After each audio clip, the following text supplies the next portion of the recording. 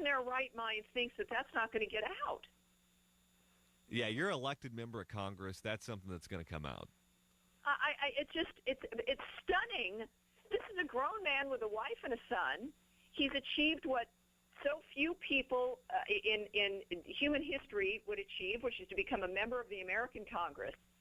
And besides, you'd think that if you're looking for some fun, that maybe you'd find a different way to do it a little bit more subtly, that you wouldn't have to do it on Craigslist. Well, here's the thing. I don't believe that he resigned because of this picture and of these emails, because it's really benign. I mean, he's a married guy. He's cheating on his spouse. That happens in politics. That happens in any industry on the planet. It happened to John Ensign. It happened to David Vitter. It happened to any number of congressmen. Barney Frank was caught in a sex scandal. So it happens, and people get reelected. I think that this is just the one that was really benign, and I think there's something else out there that he's scared of, and he figured, all right, time for me to get out of Dodge now. Or you know what he could have done is just become a Democrat, and then it would have been okay. Yeah, pretty much. There you go. Well, I agree. Obviously, if you're doing this, you've been doing it a lot, and that you've finally been caught, and you've now just got to get out. And you're absolutely right. And it's, whether it's other issues in his family or personal issues, but here's the thing that we have to remind ourselves about. Here you've got, we're moving into a very serious election season. You've got people saying that someone like Sarah Palin's not electable, but she is the only politician on earth who has been vetted by every living creature, and there is nothing there. And the people saying she's not electable, I'm wondering, would any of the other men who want the Republican nomination, would they survive the kind of vetting that the Palins have gone through about their marriage and their sex life? Because what's going to happen, Johnny. On October 12th, 2012, we are going to get an October surprise that if we don't, nominate Sarah Palin because she can't win, and then the guy we do nominate will be, on Craigslist looking for swingers. I mean, that's what we're going to be faced with. I'm telling you. And really, the world's a different place now, because back in the old days, you could hide these things. JFK was having his affairs. Lyndon Johnson did his thing. FDR did his thing. Exactly. And most people in the country didn't know about it. But now with the Internet, now with the electronic trail that all of us leave with everything that we do, everything you do is recorded. Everything you do can come back and haunt you. Exactly. And these guys that used to live under the radar, it's not happening anymore. And you're exactly right. If there is a skeleton in the closet, it will come out at some point. And they seem to always come out in October or in late September, right before an election, where it sinks the campaign. Yeah, because you can't respond. I mean, that's pretty typical. But and Americans are forgiving. And you mentioned a few, of course. I mean, Vitter, of course, needs to get out because there were so many other things. These people need to have some level of shame when it comes to issues of betrayal. And if they don't get out, then we should fire them. But, ultimately, we are forgiving. And because none of us are perfect, we do all make mistakes. That is, in many ways, inevitable. What we don't like is the issue of betrayal. That if you are going to be doing this to the people that you have pledged to, then what are you capable of doing to complete strangers known as your constituents? You're absolutely 100% right there. I think if this guy was single, it wouldn't be an issue at all. No, but if you've got a wife, go ahead. No, I agree. I don't think we wouldn't mind. We'd want a little bit more discretion, but no, you're right. We wouldn't mind.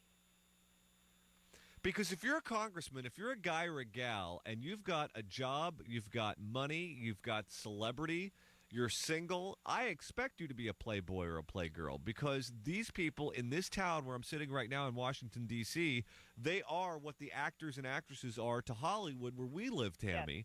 They are the players that are talked about in the newspaper. They're the players that are on TV, and they can have sex from whoever they want, whenever they want it, and it's just part of the big appetite that these people have. These people have a voracious appetite for politics. They have a voracious appetite, many of them, for food and substance abuse and sex. It's something that they are wired to want. It's something they're wired to. But if you're single, that's fine. Go ahead, enjoy yourself, have all you want. If you're married and you use your wife and you use your kid in your campaign ads and you're portraying yourself as a family person, that's fraud.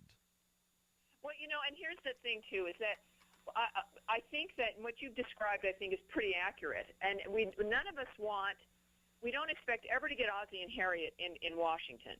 And we do have to recognize these are unusual people.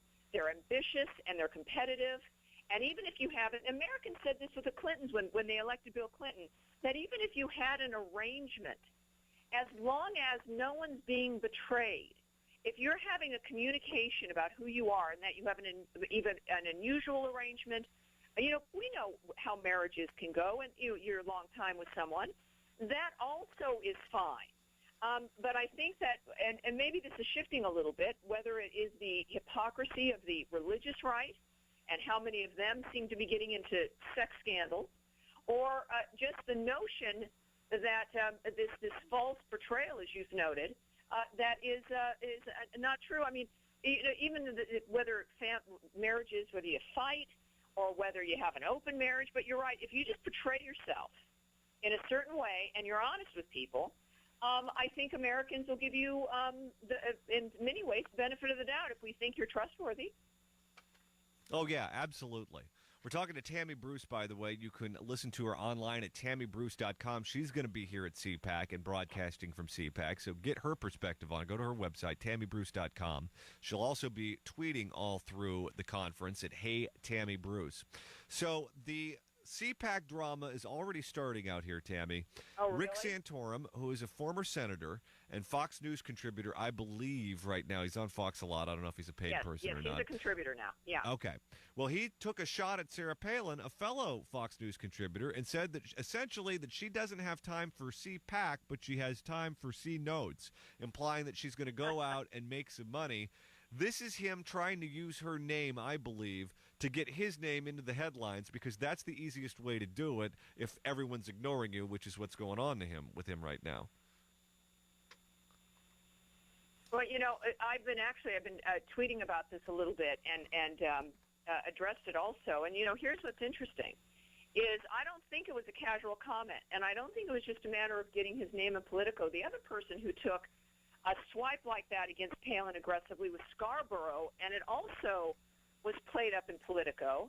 I think these are trial balloons. I think that these comments and his comments revolved around the fact that she only shows up somewhere for money, so she's in things for herself, and that her children were holding her back effectively is what he noted. And that's always been the attack from day one, is that she's out for herself.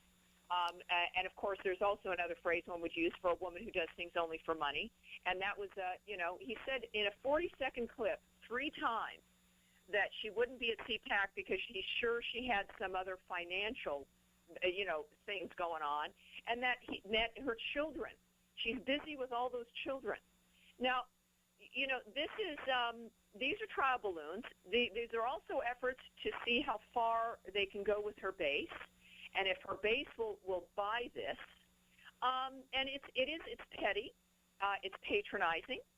They're using Santorum like they use Scarborough, these second-tier losers who are looking for jobs in the next administration, and they know she's not going to give them one.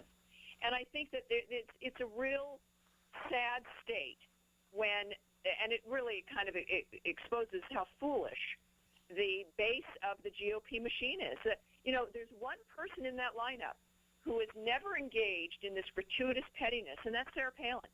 She's never gone after another candidate, and yet, interestingly, she's ahead in fundraising, in name recognition, in Iowa now.